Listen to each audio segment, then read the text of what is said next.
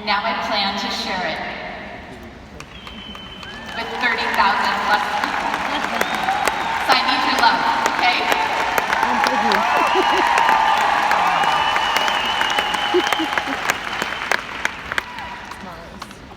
See, when I contemplate if doTerra changed my life,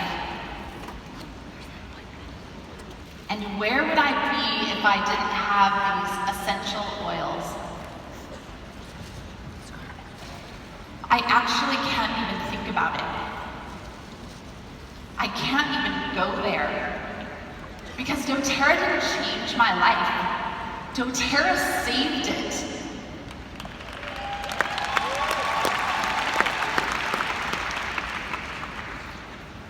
I was 12 years old, and I would lie in bed,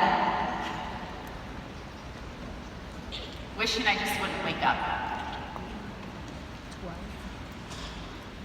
I did not want to go living. I was born to parents that were addicts. They struggled with alcoholism and drug addiction until the day they died. Both my mother and my father didn't live to see the age of 70. And I believe that what killed them had a lot to do with their lifestyle.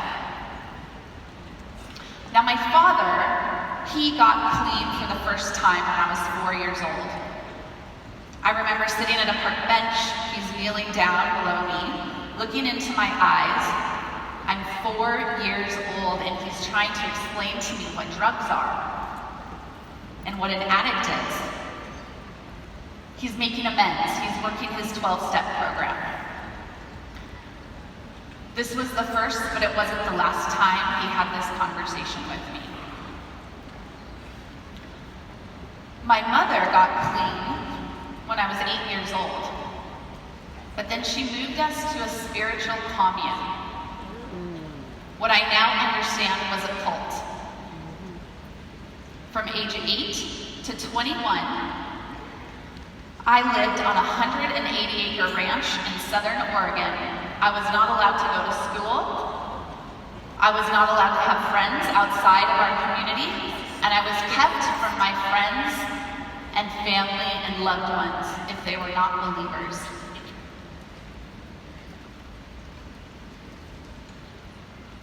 So uneducated, daily spiritual and emotional abuse, and neglect, simple things like not being fed or having a proper place to sleep. This was my life until I was 21 years old. I got out though.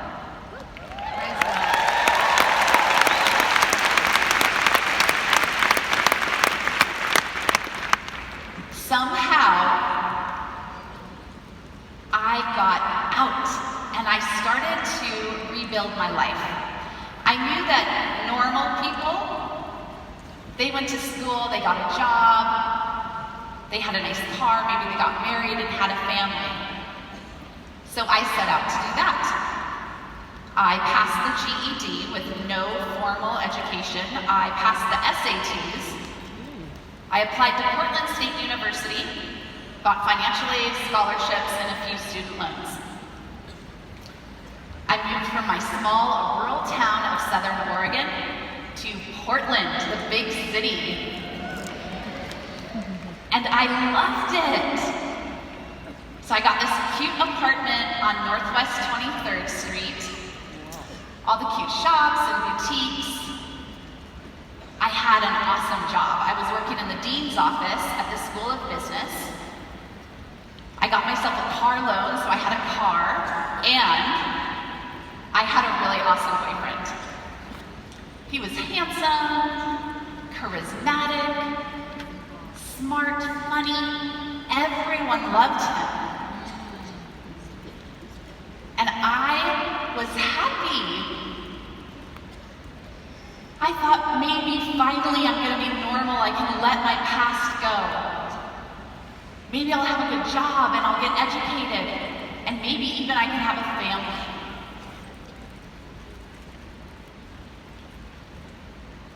beautiful life that I was creating, suddenly and without warning, came crashing down on me. That amazing boyfriend,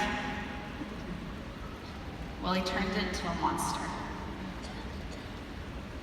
I remember the day perfectly.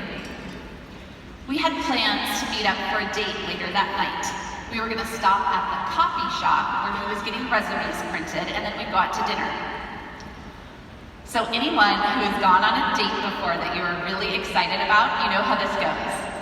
You take a little extra time getting ready, right? You have to pick out the perfect earrings, that cute outfit, maybe do your hair a little extra special. So I was running late. 5 minutes late. Those 5 minutes cost me the next decade of my life. I come running into the coffee shop to meet my boyfriend. I run up to him and I say, "Hey babe," give him a kiss on the cheek. I get stone cold anger. He grabs my arm, digs his hands in, and whispers into my ear, "You're in so much trouble." I'm like, "Excuse me? What am I in trouble for?" And he digs deeper and he says, "How dare you disrespect my time?" I throw his hand off in full women power, "You don't own me," and I storm out of that store. I am livid. I am marching back to my apartment. I'm like, how dare he talk to me like that? No one's ever treated me that way. What is wrong with him? Who is he? And I get to my apartment and I am pacing. What am I going to say to him? He's such a jerk. I can't believe he did that. And there's a knock on the door. I go to look in the peephole and it's him. And for a moment I think, Aaron, don't open the door. I wish in this moment right now I could reach my hand back in time and I could tap on my young self's shoulder and say, "Don't open that door." But I can't do that. And I did. I opened the door for him. When I opened the door for him, he put the light out in my heart for the next decade of my life. For 3 months, I suffered daily beatings and nightly rapes. I didn't know what to do. I didn't know where to go. He threatened to kill my mother if I tried to escape. I didn't know that there was phone numbers or centers or services or places that I could go for help. I was just trying to survive moment to moment. The worst part about all of this is when I would walk around campus wishing and praying that someone would see me and save me. But no one saw me. I was invisible. Finally, I had a moment to escape. He got a job. He was going to be gone for 3 hours. If I didn't grab anything, I could get away. But I wasn't sure because he could come back at any moment. And just to be safe, I only grabbed my car keys, I jumped in my car, and I hightailed it the 5 hours that it was going to take to get back to my Southern Oregon town. I showed up on the doorstep of the only friend I knew who I thought could keep me safe. She said I arrived in nothing but a t-shirt and underwear. She said I was unrecognizable. She tried to help me get back on my feet, but I couldn't go back to school. I couldn't hold down a job. I tried therapy. It just didn't work. I lost my car. I lost my apartment. I was a shell of a person. And then I found something that did work. Drugs. I followed the same exact footsteps of my parents. And for a decade, I used narcotics and alcohol to numb the pain. I spent most mornings hungover and most nights high for the better part of 10 years. Anyone that came into my life that had any amount of love for me, I pushed them out. I knew I hit rock bottom when I started using meth. This is the worst drug that exists in our community, and I have seen the damage that it does personally. But throughout all of this, there was always a voice inside of me, and I would hear it say, Erin, you are meant for more.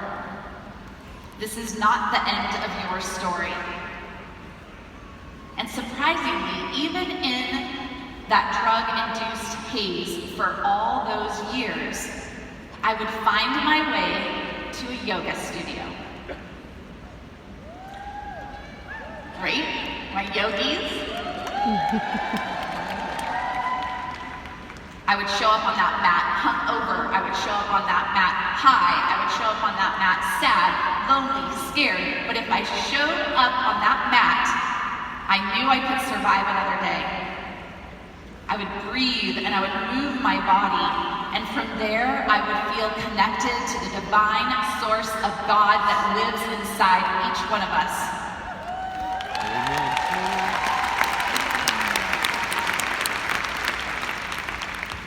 There was one very special yoga class. I was in Shavasana pose. This is the last pose you do. It's called the corpse pose. It's the moment after you've moved through the asanas and you lay down on your back, eyes closed, you let your breathing go to normal, and you're reborn. I started to contemplate this metaphor. What if I could be reborn in this moment? What if all my transgressions, what if all my mistakes, what if all my pain could be washed away by the process of rebirth? And I started to imagine what my life would be like if I had the innocence of a newborn baby. And from there, I prayed. I prayed for guidance. I prayed for an idea. I prayed for hope. I said, please show me if this is not what I'm meant to do, if this is not the end of my story, what is my story? What am I here for? A voice spoke to me, and that voice said, you have to teach, Erin. Teach? Are you crazy? I don't have anything to teach. I have no education. I'm a complete mess up, a failure, and if anyone follows my guidance, their life will be miserable. You must be wrong. I can't teach anything. But this is the thing about prayer, my friends. When you pray and you receive an answer, you better listen.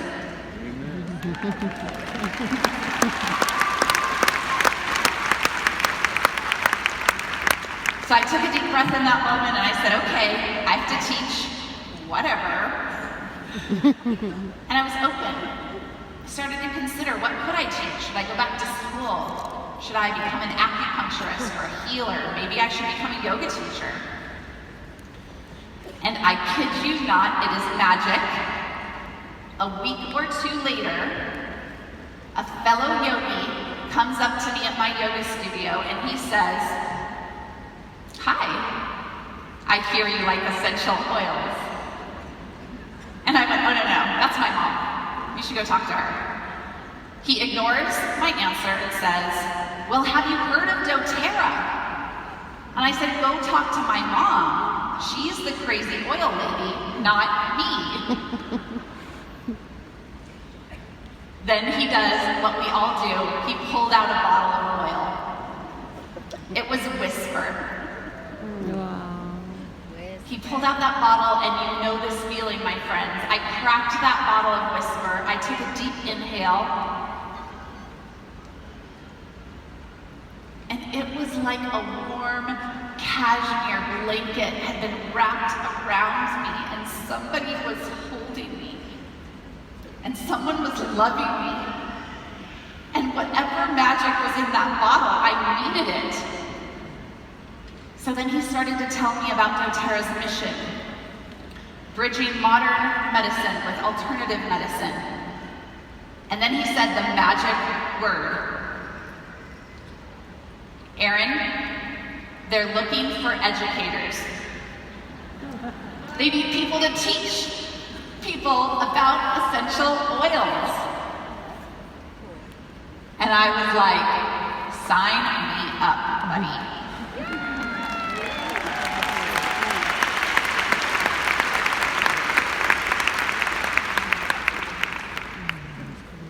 So I wish I could tell you that I was instantly healed by one bottle of Whisper and DoTerra's beautiful community.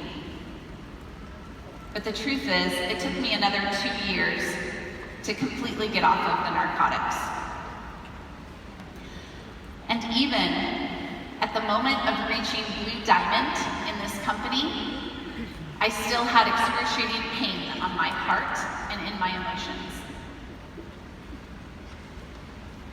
And it wasn't truly until I gave birth to my baby girl, Emma, and found the love of my incredible husband, Gabe, and began to share this story that I thought was so shameful that I began to have true healing.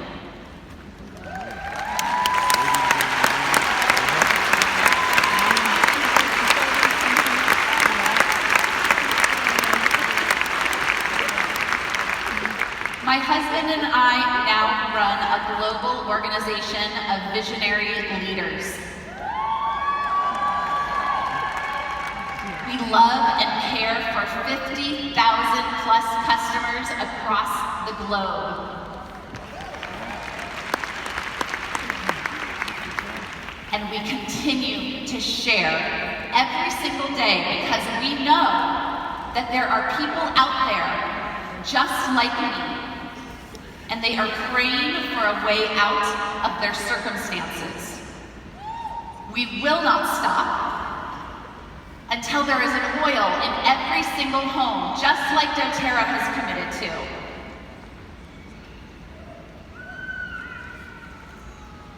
And now I ask you to consider this. As you're packing your bags today and you're starting to make your journey home, I know that you're considering partnering in a deeper way with DoTerra. I want you to be brave.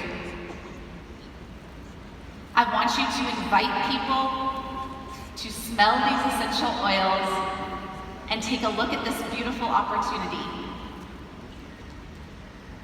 Because imagine a girl who made a few wrong choices, but she still had a dream in her heart.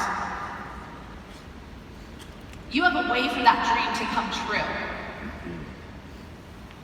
Imagine a woman beaten, scared, and hopeless. You have something that could give her hope. Imagine a man, uneducated, unprivileged, but willing to work hard. You have an opportunity that could change his life. Don't be selfish. Don't be scared. Share these oils and invite people because you might be giving them a lifeboat. Thank you all so much. I love you.